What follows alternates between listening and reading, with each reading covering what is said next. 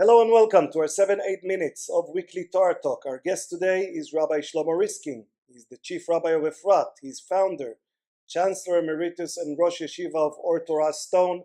Hello, Rabbi. Thank you for being with us. Hello, it's a pleasure to be with you. Our parsha is Yitro, and this parsha begins with the advice given by Jethro, father-in-law of Moses, to the people of Israel. He advises Moshe to appoint a hierarchy of magistrates and judges to assist him in the task of governing and administering justice to the people. The Parsha continues to tell us about the gathering of the people of Israel at Mount Sinai and the giving of the 10 Commandments. The first pasuk of our Parsha says, וישמע יתרו כהן מדיין חותן משה את כל אשר עשה אלוהים למשה ולישראל עמו כי הוציא אדוני את ישראל ממצרים. Now Moses' father-in-law Jethro, the chieftain of Midian, heard all that God had done for Moses and for Israel, his people, that the Lord has taken Israel out of Egypt. So, Rabbi, it's an important parsha. We have the 10 Commandments in this parsha. We call this parsha after a Midianite priest. Does this make sense at all? At the end of Parshat B'Shalach, we have one prototypical Gentile, and at the beginning of Yitro, we have another prototypical Gentile.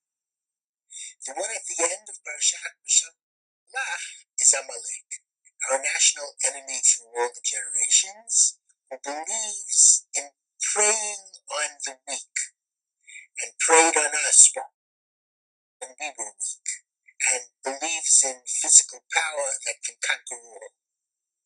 And Amalek is evil incarnate. That's one kind of Gentile. And we are commanded to destroy Amalek. That's right. And Amalek is out to destroy us, and as long as they are out to destroy us, we have to try to destroy them first. That's Amalek. Therefore, the very next portion of the Torah, Yitro, speaks about another kind of Gentile. A Gentile who looks around and sees very clearly, first of all, the Jewish people as a special nation, and God, who has chosen the Jewish people to give them Torah, and Yitro is the Gentile who understands the good qualities of Israel and wants to help the Jewish people, not to destroy the Jewish people. Yitro also, according to a major view of the rabbis in the Talmud and Midrash, Yitro became a convert to Judaism. And from here we see a very positive view. It's not true to say we are not a missionary faith. We are a missionary faith on two levels. First of all, we must teach the whole Gentile world that what God wants more than anything else is compassionate righteousness and moral justice. And this is a message that we have to give to the world. And therefore all the world has to be, at least from an ethical point of view, accept the ethics of the Bible. Compassionate righteousness and moral justice. Right. Moreover, if there are those Gentiles who wish to become Jewish, we should love them and embrace them.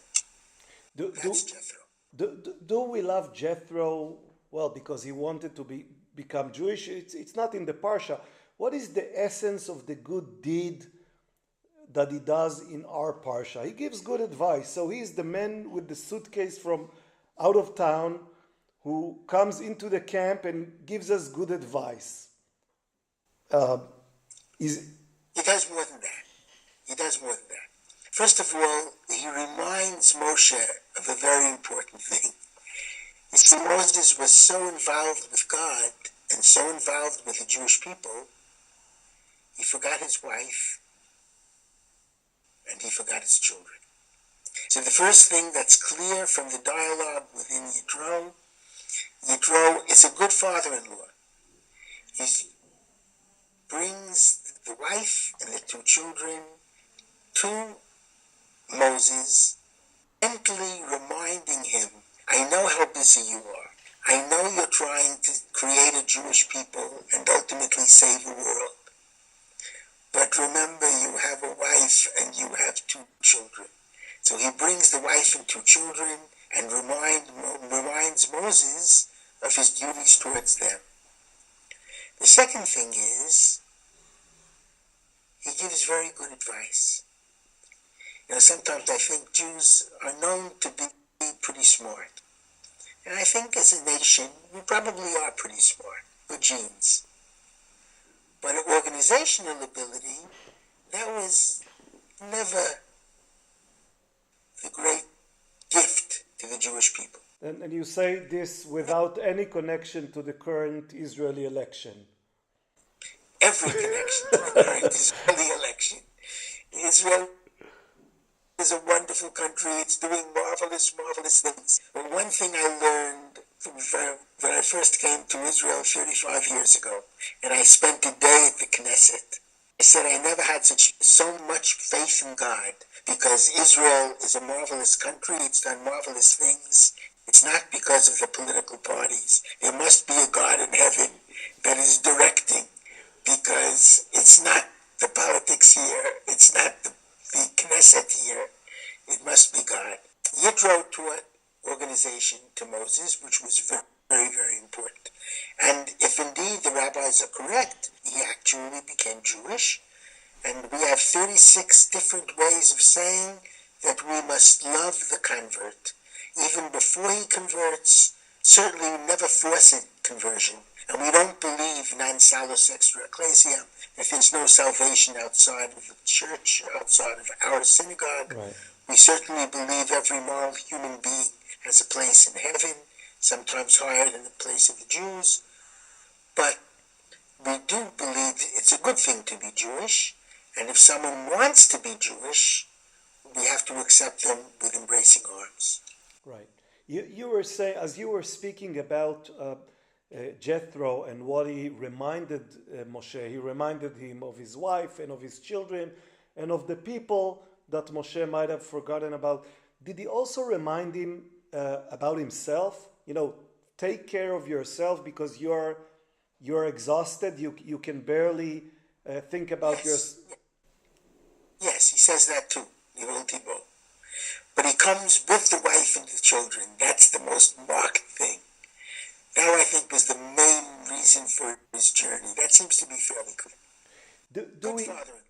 Do we get a message from the fact that for such sagely advice we needed someone from the outside?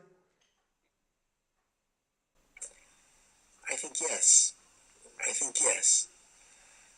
think the most important message that we get from this is Moses was very great, extremely great.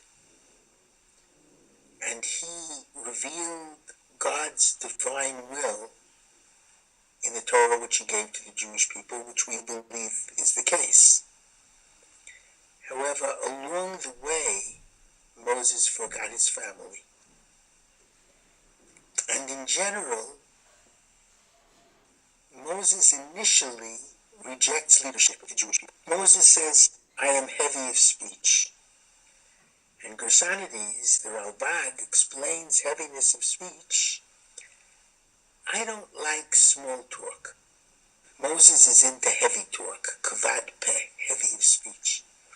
He likes to talk to God, prefers to talk to God. And that's the danger of forgetting about the people. That's why I think at the end of the day, he failed for his generation. He was supposed to have taken them straight to Israel. He failed to convince them to come to Israel. And he knew he would fail, because he didn't have the time for small talk to get to have personal relationships with his congregation, so to speak.